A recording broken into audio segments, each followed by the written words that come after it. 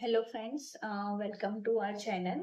આજે આપણે જે કેસની ડિસ્કશન કરવાના છીએ એ કેસ લગભગ તમારા કોઈ એચઆર ડિપાર્ટમેન્ટમાં પણ એ લોકોને ખ્યાલ નહીં હોય કે આ રીતનો પણ કોઈ કેસ છે અને એના લીધે બી કમ્પ્લાયન્સ લાગી શકે છે. સો બેઝિકલી આ કેસ છે doctor Sumati Shere versus Union of India. So case શું છે આપણે ડિટેલમાં જાણીએ. સો બેઝિકલી ડોક્ટર સુમતિ શેરે એક લેક્ચરર તરીકે કોલેજમાં વર્ક કરી રહ્યા હતા એન્ડ એ પોતે એક અંડર પ્રોબેશન પીરિયડમાં હતા.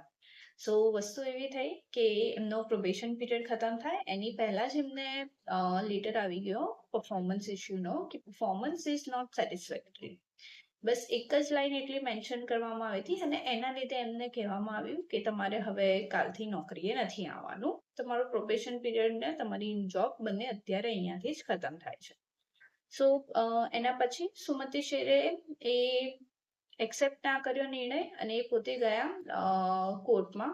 અને કોર્ટમાં જ્યારે કેસ ફાઇલ કરવામાં આવ્યો, જ્યારે કોર્ટમાં કેસ દાખલ થયો અને એના ઉપર ચર્ચા થઈ ત્યારે એક વસ્તુની ચકાસણી કરવામાં આવી કે ફર્સ્ટ ઓફ ઓલ કે તમે ક્યારે કોઈ પણ પ્રોબેશન પીરિયડમાં પરફોર્મન્સ ઇસ્યુ ઉપર કોઈ વ્યક્તિને નીકાળો છો તો શું તમે પહેલા એમને જાણ કરી છે કે પરફોર્મન્સમાં ઇસ્યુ આવી રહ્યો છે અને એના ઉપર એમણે શું ધ્યાન રાખવાની કે શું પગલાં લેવાની જરૂર છે પરફોર્મન્સ ઇમ્પ્રુવમેન્ટ કરવા માટે. તો એ પણ કંપની દ્વારા કરવામાં આવ્યું નહોતું. પ્રાયર કોઈ ઇન્ફોર્મેશન આપવામાં નથી આવી. સો કોર્ટે એવો ચુકાદો આપ્યો ઇવન ઇફ એની એમ્પ્લોયી કોઈ પણ એમ્પ્લોયી હોય એ પ્રોબેશન પીરિયડમાં બી હોય પણ જો એનો પરફોર્મન્સ ઇસ્યુ આવતો હોય તો એમાં એ લોકોને પ્રાયર ઇન્ફોર્મ કરવાનું રહેશે. પ્રાયર ઇન્ફોર્મ કર્યા પછી એના ઉપર શું એ લોકોને ઇમ્પ્રુવમેન્ટ લેવાના છે અને એનો પ્રોપર એમને ટાઈમ આપવો પડશે અને એ ટાઈમ પીરિયડમાં જો પરફોર્મન્સ ઇમ્પ્રુવ નથી થતું એના બાદ જ એ લોકોને નોકરીમાંથી છૂટા કરવામાં આવશે.